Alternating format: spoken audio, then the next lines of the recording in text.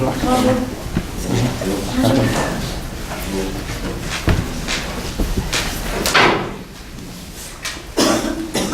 Bonjour et bienvenue au cours marketing numérique. Désirez-vous avoir les examens en français ou en anglais? Français. Vous allez avoir une durée maximale de 20 minutes pour compléter votre présentation devant le jury.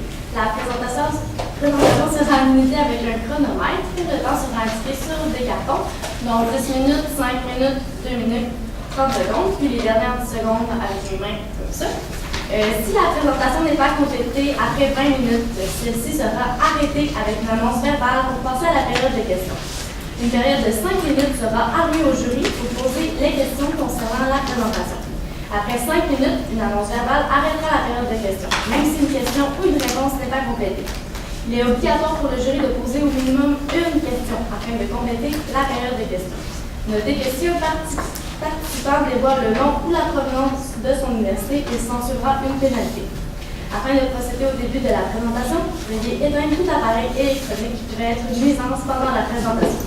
Je vais laisser les jurys se présenter. Bonjour, je suis Olivier Desilets, gestionnaire en philanthropie pour la Fondation de l'Université de Sherbrooke. Bonjour, Judith Lavallée, je suis conseillère en communication pour la Fondation. Abdel Miki Berada, professeur au département marketing de l'Université de Sherbrooke. Marie-Lynne Cloutier, responsable de la sollicitation de masse à la Fondation de l'Université de Sherbrooke. Bonjour, Marc-Claude Montalan, directeur médias numériques pour l'ECMED.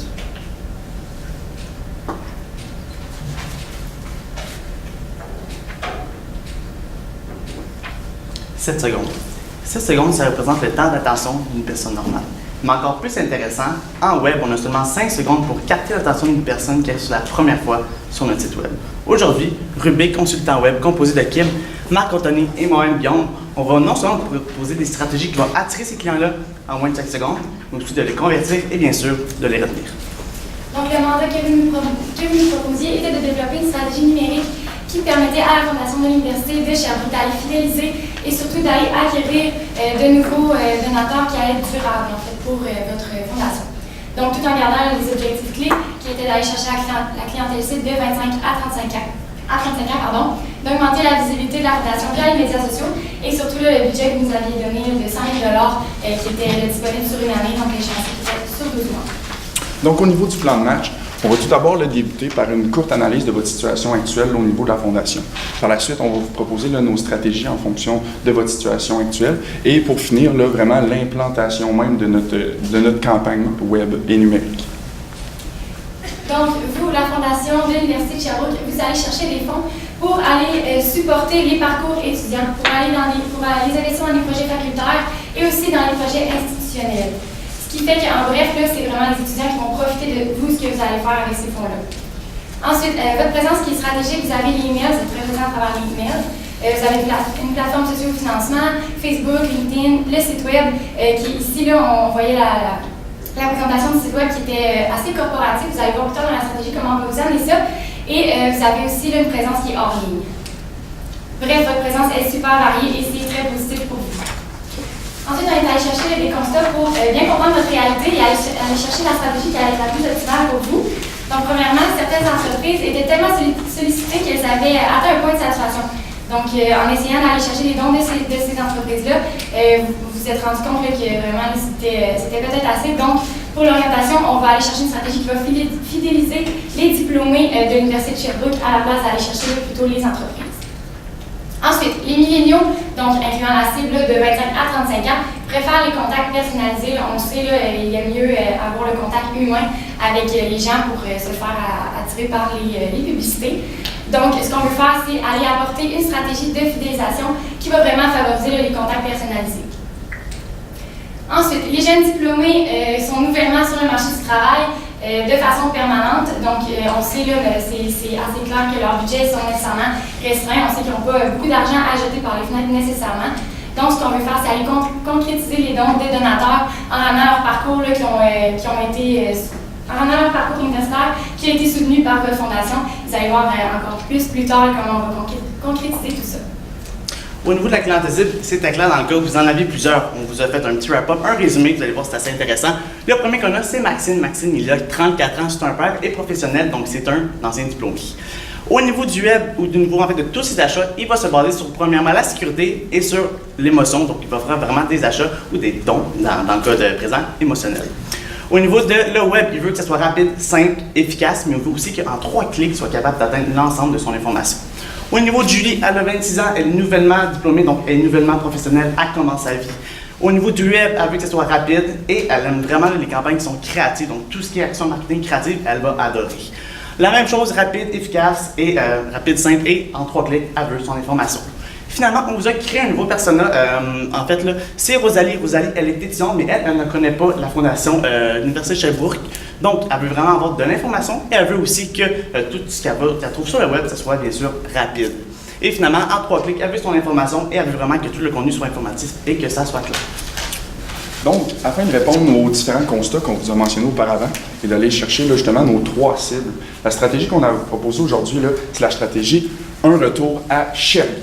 Donc, qu'est-ce qu'un retour à Sherby? C'est premièrement d'attirer la clientèle. Donc, c'est ce qui va aller dans notre première stratégie. De deuxièmement, de la convertir et pour finir, là, de vraiment la retenir pour l'inciter à redonner les années suivantes.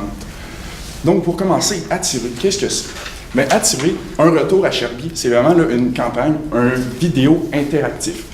Donc, qui permet à l'utilisateur de vraiment choisir son parcours dans le vidéo lui-même avec différentes options que je vais vous présenter par après. Donc, pourquoi? Bien, premièrement, pour laisser le choix à l'utilisateur de son parcours. Deuxièmement, pour agrémenter votre banque de données. Les différents choix vont pouvoir être compilés afin de, par la suite, y aller du retargeting plus personnalisé à ce niveau. Pour finir, bien, c'est très populaire actuellement, vraiment une grosse tendance, notamment avec Netflix qui ont fait un film complet basé sur ce sujet-là. Qui qu'on va rejoindre? Maxime et Julie, qui sont en fait nos anciens étudiants. Donc, le but, c'est vraiment développer la nostalgie des anciens étudiants pour les inciter à donner à votre fondation. Le concept, comme je l'ai un peu mentionné, l'internaute peut cliquer sur différentes options à même la vidéo pour que l'histoire soit différente d'une personne à l'autre. Donc, un utilisateur pourrait avoir une histoire complètement différente d'un autre. Le nombre de parcours est fixé, par contre, comme les options sont fixes, mais comme je mentionnais, chacun va pouvoir se diriger vers un parcours différent et le tout va être filmé au niveau d'une prise de vue POV, donc un peu dans le style GoPro. On va le voir en première personne, ces différentes actions, comme si la caméra était lui-même ses yeux. Donc, 1, 2, 3, action, je vous explique le concept. La vidéo elle-même va vraiment proposer des boutons dans ce genre. Donc, dans le gros carré supérieur, vous allez pouvoir voir le vidéo lui-même. Et le vidéo commence au début de la journée de Maxime, par exemple. Il prend son cellulaire qui est à côté de lui, c'était son alarme. Par la suite, 3 options, déjeuner, douche ou de se diriger vers son ordinateur. Dépendant du choix qu'il fait, une vidéo de 7 secondes va suivre dans la même vidéo et va représenter l'action qu'il a décidé de choisir. Par la suite, une autre option, par exemple, il arrive à l'université. Donc, soit qu'il va se diriger vers la classe, soit qu'il va aller faire du social avec ses amis, ou bien le sport avec justement le vert et or qui est très populaire à votre université. Pour finir, on finit la vidéo avec une seule option, soit le moment du diplôme. Après le clic, on voit la scène, le diplôme à la main, devant la foule, ravi d'avoir obtenu enfin son diplôme. Et pour finir, on suggère un call to action qui va inciter à donner et être redirigé vers un microsite que Guillaume va vous parler par après. Donc, les médias qu'on a choisis pour en fait inciter à avoir le vidéo, comme le vidéo ne pourra pas être implanté directement soit sur Facebook ou sur Instagram, ça va être vraiment une redirection. Donc, on a choisi Facebook comme c'est le premier média, le média le plus populaire chez notre cible. Et parce que les vidéos, comme je vais vous parler auparavant, par après, qui est un type de média qu'on a choisi, le nouvel algorithme de Facebook met les vidéos de l'avant. Par la suite, on a choisi Instagram comme c'est le deuxième média social chez la cible. Et parce que c'est facile d'intégration pour vous, vous n'en faites pas encore l'utilisation, mais si vous ne saviez pas, comme Instagram a été acheté par Facebook, la gestion se fait à partir de la plateforme de gestionnaire Facebook. Donc, pour la personne qui va être en charge du tout, ça va lui faciliter la vie. Donc, la propulsion. Sur Facebook, on va y aller pour des vidéos courtes et des GIFs, comme je vous ai mentionné, étant donné que c'est vraiment le média qui est le mieux adapté en ce moment sur l'algorithme de Facebook. Et par la suite, là, des photos et des visuels typographiques qui vont vraiment inciter, là, mettre des call to action à venir sur le microsite et essayer la vidéo. Sur Instagram, on va y aller du même genre que sur Facebook, avec différentes photos et visuels typographiques. Cependant, on a des actions pour Instagram qui vont suivre plus tard dans la présentation. Pour finir, on va faire des envois aux médias locaux pour que ceux-ci, là, par exemple des blogs, mettent de l'avant le fameux vidéo interactif qui sort de l'ordinaire et qui va être très intéressant à essayer. Le ciblage va pouvoir se faire à la fois de façon géographique, mais comme vous êtes une université, Facebook propose l'option là, de vraiment y aller par un ciblage d'établissement scolaire. Donc, tous ceux-là qui ont gradué de l'Université de Sherbrooke et la mention se fait sur leur profil Facebook vont pouvoir là, être rejoints par nos publicités directement. Les valeurs ajoutées. Ce qu'on met de l'avant là, un peu, c'est que la personnalisation, comme je vous avais mentionné, va pouvoir se faire d'une meilleure façon. Les différentes options que les utilisateurs vont avoir choisies vont pouvoir être réutilisées dans le retargeting. Par la suite, il va y avoir une redirection vers le microsite, donc plus de visibilité pour vos différentes options et la possibilité du don. Et pour finir, là, c'est possible de rejoindre davantage de personnes là, que Maxime et Julie, notamment notre étudiante, et d'aller rejoindre, là, entre autres, là, des baby boomers par l'entremise de Facebook, comme c'est un média aussi très populaire dans cette tranche d'âge-là. Donc, on va faire un petit wrap-up. En fait, la vidéo, ça consistait à quoi? C'est simplement de revivre une journée des anciens étudiants, refaire c'était quoi la vie en fait à Sherbrooke. C'était vraiment le but, c'est vraiment de créer la nostalgie de A à Z, comme ils aimaient en fait dans le temps aller à l'université, bien sûr à Sherbrooke. Donc, la deuxième stratégie, bien sûr, c'est de convertir. Comment on fait ça? On s'entend, votre site présentement est très axé au niveau corporatif. Nous, ce qu'on fait, on veut créer deux entités pour une vulgate, deux entités. Donc, un microsite, vous le gardez, votre microsite de la fondation, et un autre directement pour les étudiants, totalement personnalisé. Donc, on fait un site totalement pour les diplômés.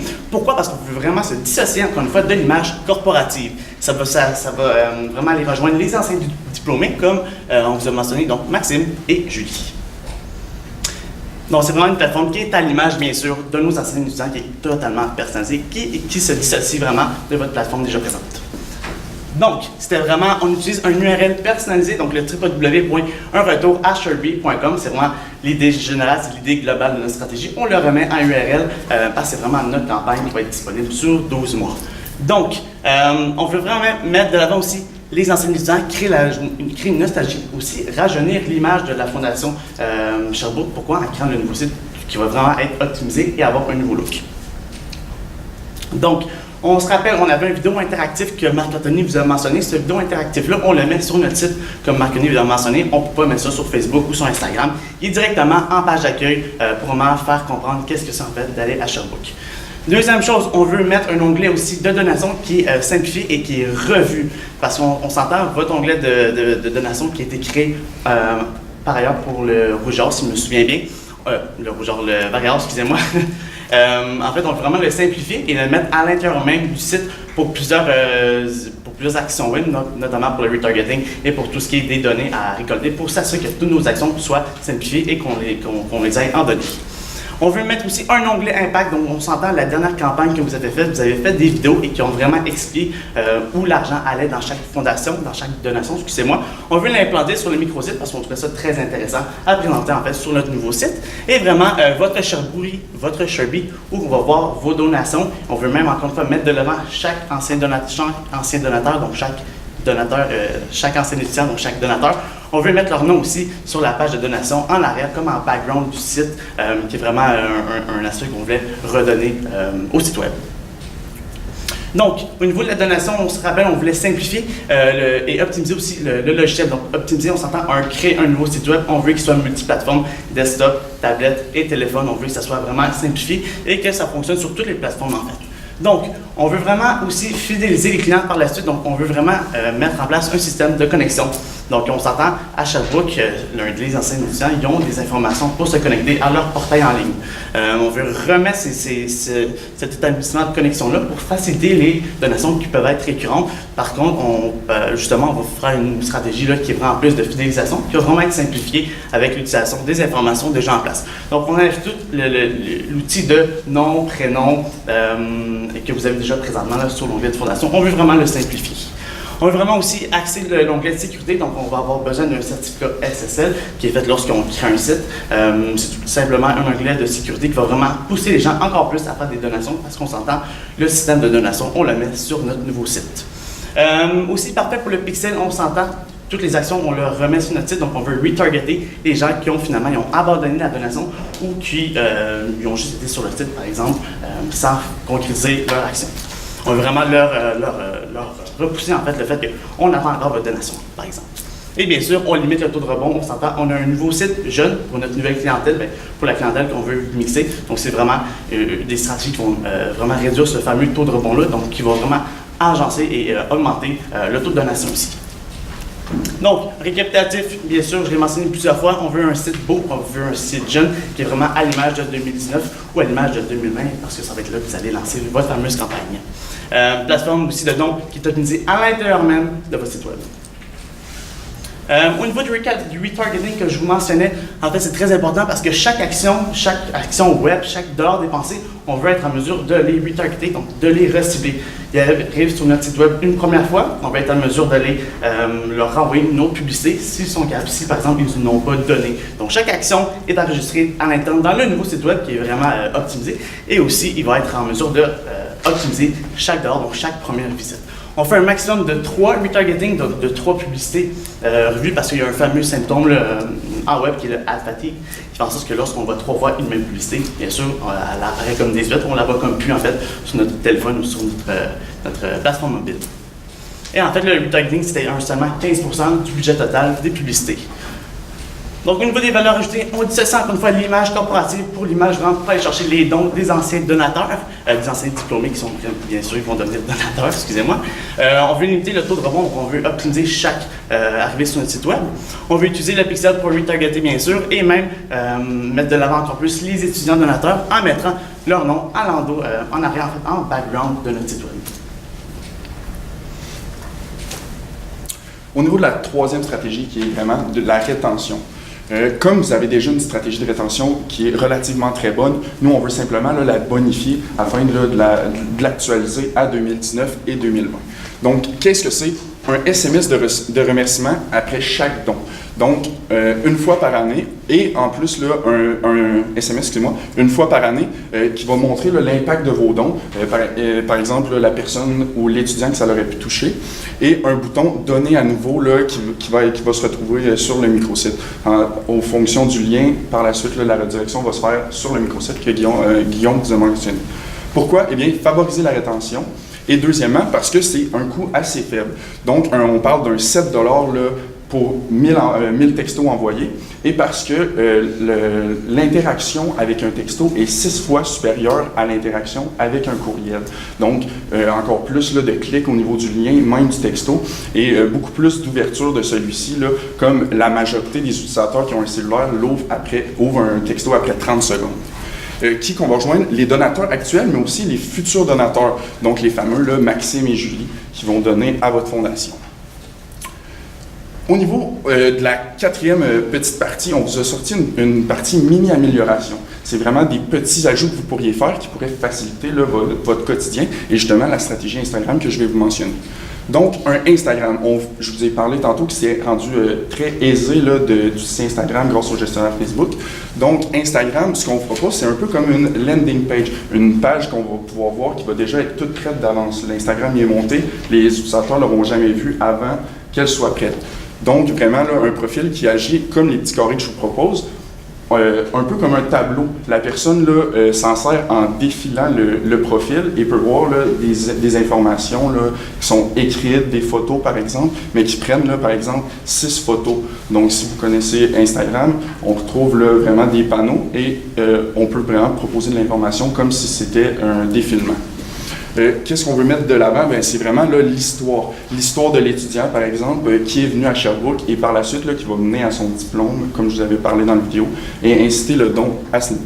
Dans la biographie du profil, on va retrouver là, le lien vers le microsite qui va vraiment là, inciter à donner de l'argent. Qui qu'on veut rejoindre, c'est vraiment là, Rosalie. On veut vraiment l'informer là, qu'est-ce qu'elle va pouvoir faire plus tard au niveau du don, ou même là, des différents aspects de la fondation elle-même. J'ai un petit ajustement ici. En fait, l'utilisation de Instagram, c'était pour le dernier personnage que je vous ai mentionné, la personne qui ne connaissait pas l'Université de Sherbrooke, la Fondation de Sherbrooke. Donc, la meilleure façon de la rejoindre, c'est par Instagram. On veut juste informer qu'est-ce qu'il y en est de la Fondation. C'est pas elle, on ne veut pas nécessairement qu'elle voit notre vidéo, c'est vraiment plus pour informer. Donc, on commence à les informer au début pour que par la suite deviennent des donateurs qui sont informés. Par la suite, sur Facebook, une nouveauté là, tout récente, en fait, c'est l'option campagne de dons. Donc, directement sur Facebook, vous pouvez récolter de l'argent plus facilement en rejoignant là, diverses personnes ou en ciblant particulièrement là, vos étudiants grâce au ciblage que je vous ai mentionné préalablement. Donc, on arrive déjà à l'étape de l'implantation. Toutes ces stratégies-là, on va vous montrer comment on va les implanter. Premièrement, on a divisé ça en 4 trimestres. Le premier trimestre, on va y aller avec la création de contenu de tout ce qu'on va présenter plus tôt. Ensuite, on commence déjà le placement sur les 2 premiers trimestres, le deuxième et le troisième trimestre, et on veut que la vidéo interactive soit active pour les 3 trimestres suivants et les SMS qui sont de retenir. Là, on peut déjà commencer à les implanter dès le premier trimestre. Ensuite, au niveau du budget, bien sûr, là, on peut voir la répartition que le gros du budget se trouve dans la tirée parce qu'on veut vraiment miser là-dessus pour ensuite aller convertir. On pourrait y revenir là, en période des questions si vous avez des questions.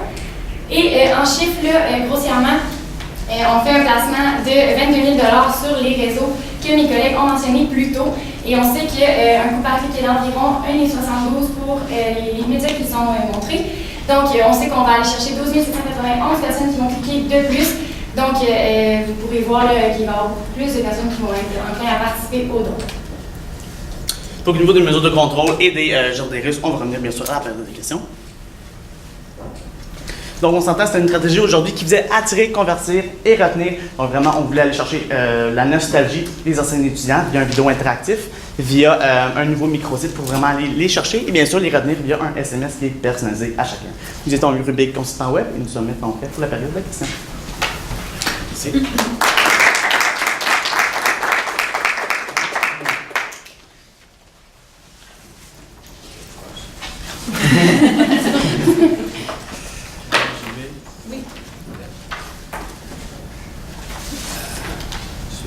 Ouais, je vais y aller avec les questions. Je vais y aller avec les questions, j'aurais pris une note.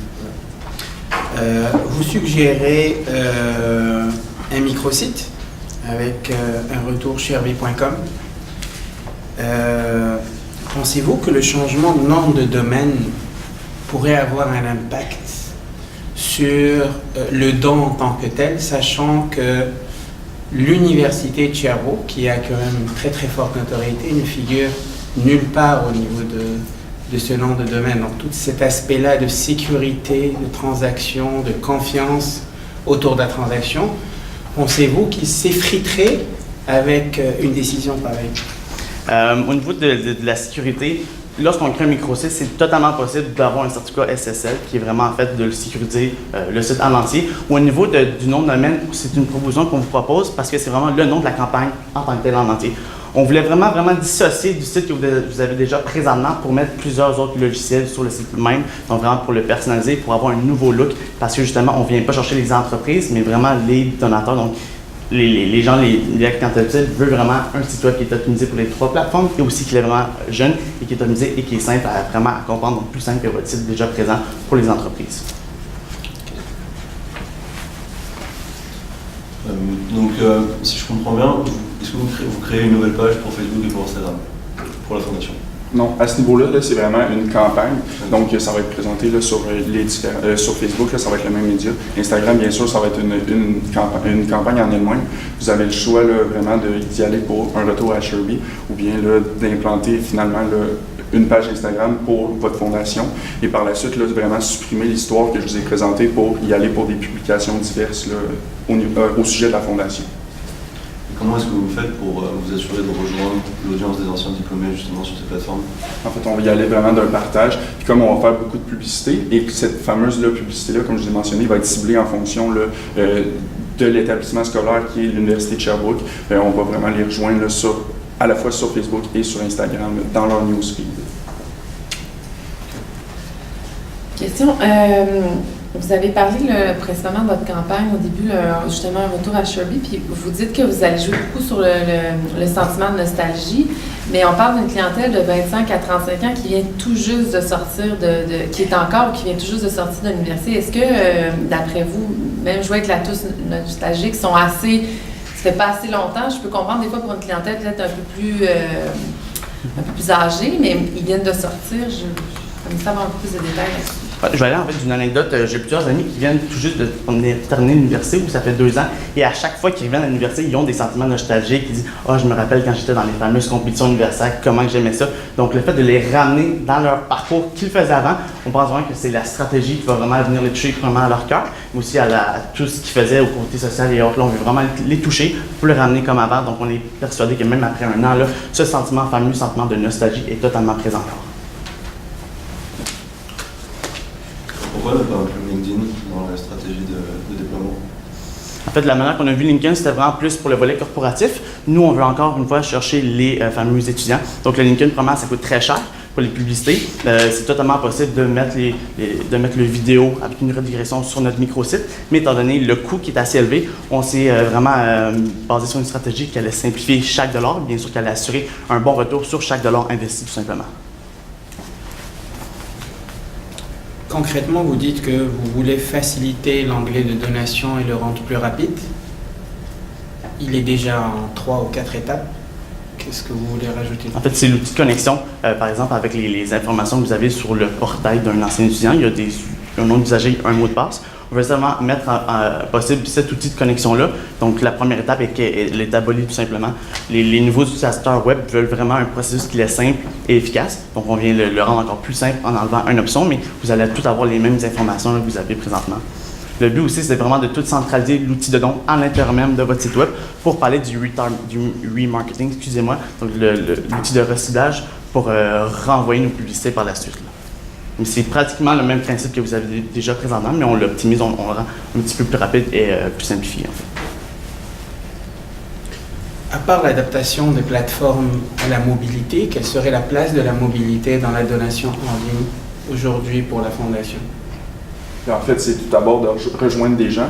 Donc, en instaurant un Instagram, on va aller chercher davantage de personnes. Mais c'est bien sûr qu'en optimisant le microsite au niveau multiplateforme, on va vraiment rendre le fait de donner sur mobile encore plus facile. Donc, à ce niveau...